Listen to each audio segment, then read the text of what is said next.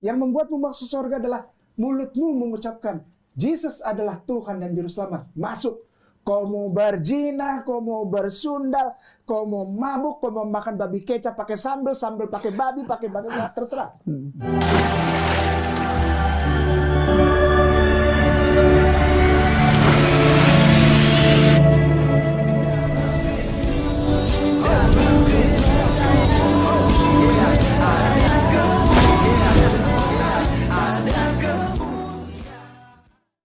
Bismil Abi wal Ibni wal Ruhil Kudus ilahu wahid. Teman-teman sekalian, pada video kali ini kita akan menanggapi Ustadz Ahmad Kainama atau biasa dipanggil Bangkai gitu ya.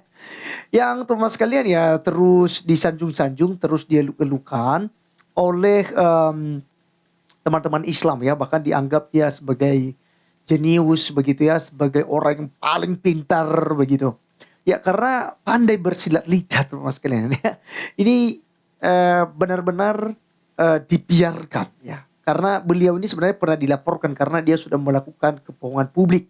Di mana dia mengaku lulusan dari ISTE Jakarta, lulusan dari Leiden di Belanda, lulusan dari Vatikan Roma, dari Haifa Israel dan lain sebagainya begitu. Tapi ternyata diminta bukti sama sekali tidak ada. Dan terlebih dengan video-video dan pengajarannya daripada Alkitab sendiri, yang sebenarnya dia tidak lagi berhak untuk menafsir, membacakan, bahkan ya untuk mengajarkan hal itu karena dia bukan seorang Kristen lagi.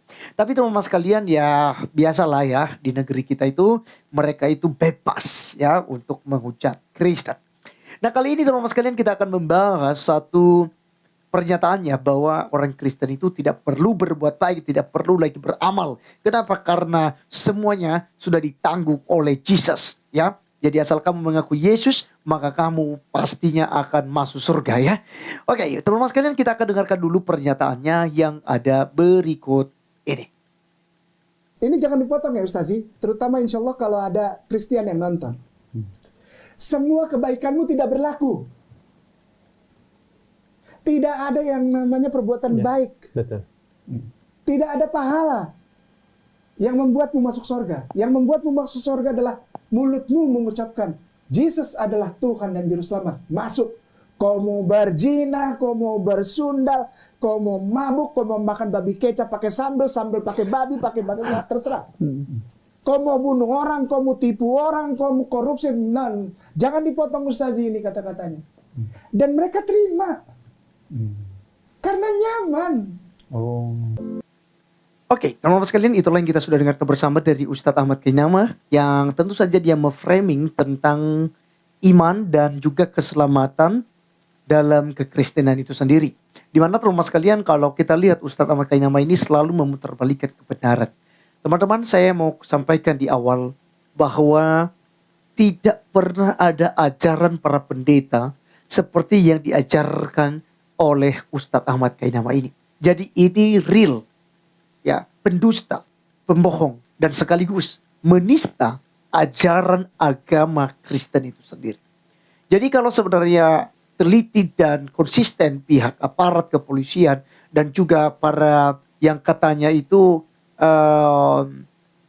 tidak boleh ada penista agama, ya harusnya seperti Ustadz Kainama ini harus diamankan.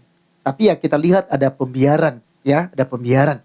Nah teman-teman sekalian, itu tidak benar bahwasanya ketika kita sudah percaya pada Yesus, mengaku Yesus adalah Tuhan dan Juru Selamat pribadi, lalu kita bebas berbuat dosa. Ini adalah fitnah. Karena kekristenan itu diajarkan untuk hidup kudus. Alkitab bilang, kuduslah kamu sebab aku kudus. Ya, jadi itu sangat jelas sekali yang diajarkan oleh Alkitab. Kuduslah kamu sebab aku kudus. Artinya normal kita dituntut untuk hidup kudus. Jangan lagi kita hidup dalam kegelapan. Hidup dalam kegelapan itu adalah ya perbuatan yang diuraikan oleh Ustadz Kainama tadi. Berbuat zina, ya dan lain sebagainya. Membunuh, ya bahkan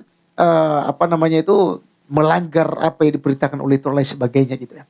Nah, saya mau katakan bahwa justru orang yang masih hidup ya dalam perzinahan, pembunuhan, hidup dalam pencurian, hidup dalam ya ketidakbenaran pastinya.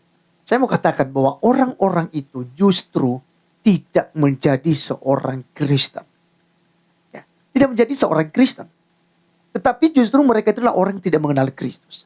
Teman-teman, kita belajar Alkitab. 1 Yohanes pasal 3 ayat yang ke-8 sampai 10 berkata begini. Barang siapa yang tetap berbuat dosa berasal dari iblis. Ya. Sebab iblis berbuat dosa dari mulanya.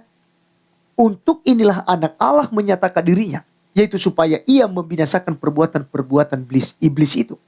Setiap orang yang lahir dari Allah tidak berbuat dosa lagi.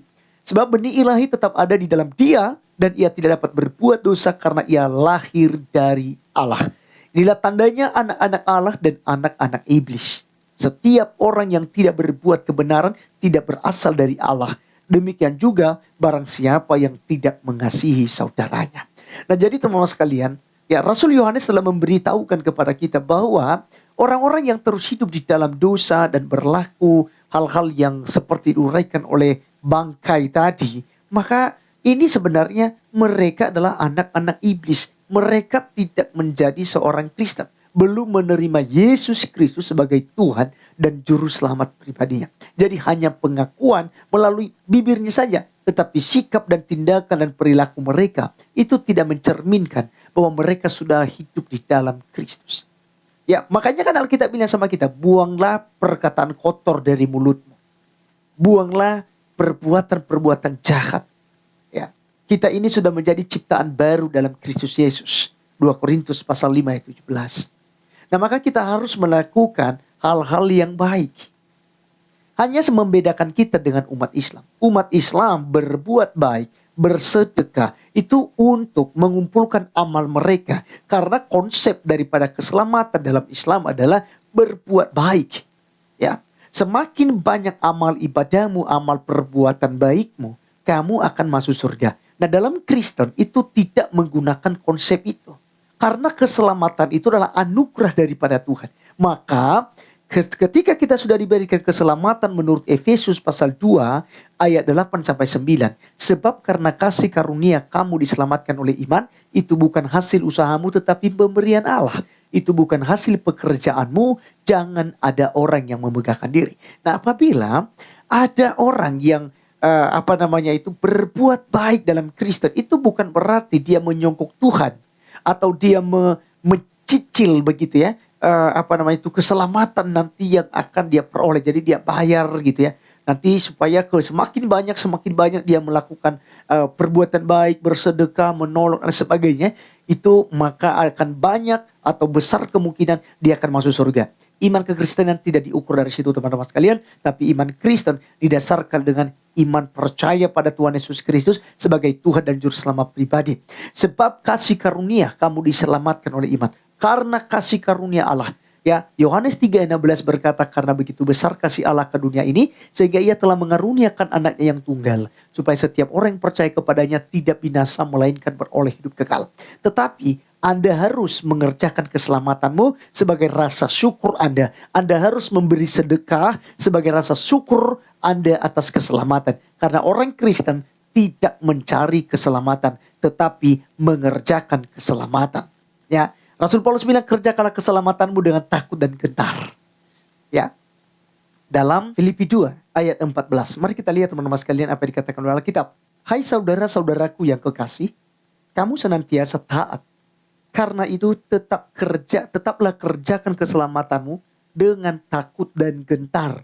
Bukan saja seperti waktu aku masih hadir, tetapi terlebih pula sekarang waktu aku tidak hadir ya. Nah, jadi teman-teman sekalian, Rasul Paulus mengatakan bahwa harus mengerjakan dengan takut dan gentar di hadapan Allah. Jadi jangan hidup dalam dosa, meninggalkan perbuatan dosa. Itu sebabnya ada yang namanya katekisasi. Ketika orang udah percaya pada Yesus, dia dibimbing, dia diarahkan supaya meninggalkan perbuatan-perbuatan lama. Karena tujuan kita percaya pada Yesus itu supaya kita disucikan dari dosa kita, supaya kita dibaharui, sehingga kita akan melakukan apa yang benar di mata Tuhan. Jadi teman-teman sekalian, jangan ikuti Ustadz Kainama, karena itu adalah penyesat, guru palsu dan nabi palsu yang dipersiapkan untuk menyesatkan umat Tuhan di akhir zaman ini. Terima kasih, saya Arif Gule undur diri, sampai ketemu di video berikutnya. Tuhan Yesus memberkati. Salam.